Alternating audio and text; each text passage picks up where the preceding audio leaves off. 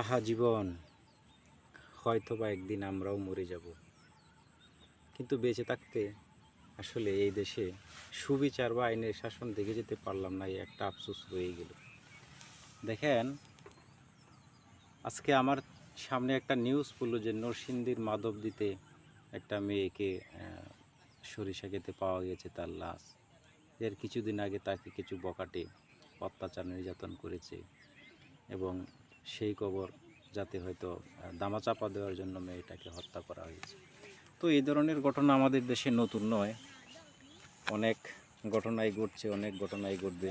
কেউ বলবে তাহলে আমরা আওয়ামী লীগের সময় ভালো ছিলাম, কেউ বলবে আমরা ইউনিসের সময় ভালো ছিলাম, কেউ বলবে আমরা এখন ভালো আছি। তবে আপাত দৃষ্টিতে আমি আসলে কখনোই ভালো থাকার তেমন কিছু দেখি নাই, কারণ সব আমলে এরকম ঘটনা ঘটে যাচ্ছে এবং তার সুষ্ঠু বিচার আসলে আমাদের সমাজে হচ্ছে না। এর জন্য আসলে আমরাই দায়ী। দেখেন, হয়তো কিছুদিন আগে একটা ঘটনা ঘটেছিল, সেই চুয়াডাঙ্গা বা মাগুরার এই দিকে একটা ছোটো মেয়েকে এরকম নির্যাতন করে হত্যা করা হয়েছিল। সেটা নিয়ে দেশে আলোড়ন তৈরি হয়েছিল, সেনাবাহিনীও সেটার সাথে সম্পৃক্ত হয়েছিল এবং আসামিকে ধরেছে। আচ্ছা বলেন তো, এই যে আসামিকে ধরা হলো, সে আসামির কি ফাঁসি বা তার কি বলে সর্বোচ্চ শাস্তি কার্যকর হয়েছে? এখনো হয়নি। হয়তো আল্লাহ দিলে একসময় আমার ছেলে মেয়ে হবে, তাদের বিয়ে শাদী হবে, নাতিপুতি হবে, হয়তো একসময় বেঁচে থাকলে এই চুল দাড়ি সব সাদা হয়ে যাবে, তারপর মরেও যাব। কিন্তু এই দেশে সুবিচার, আইনের শাসন, এগুলো আর মনে হয় আমাদের চোখে দেখা হবে না।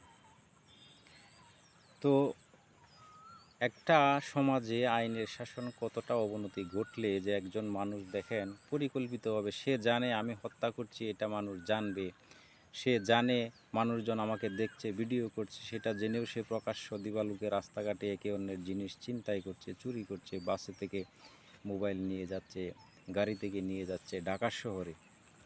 আর গ্রামগঞ্জের কথা বাদই দিলাম, অন্ধকার হয়ে গেলে তো সব দেখাই যায় না। এই যে দিগন্ত জোড়া মাঠ, এখন আশপাশে দেখেন, আমার আশপাশে হয়তো আধা কিলোমিটারের মধ্যে কোনো মানুষ নেই। এখন এখানে যদি অন্ধকার হয়ে যায়, কেউ যদি আমাকে এখানে মেরে রেখে ফেলে চলে যায়, কেউ জানবে না, এখানে কোনো সিসিটিভি ক্যামেরাও নেই।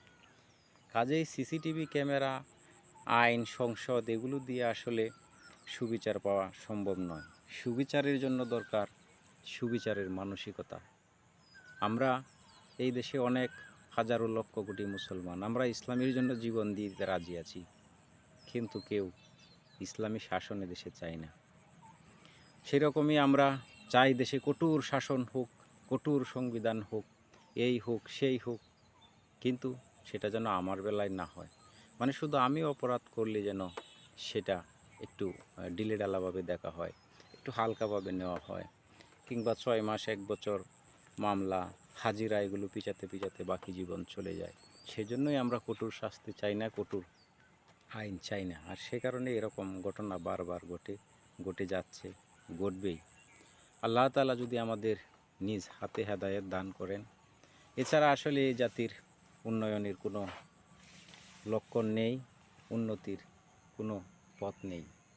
সকলে ভালো থাকুন। আল্লাহ হাফেজ।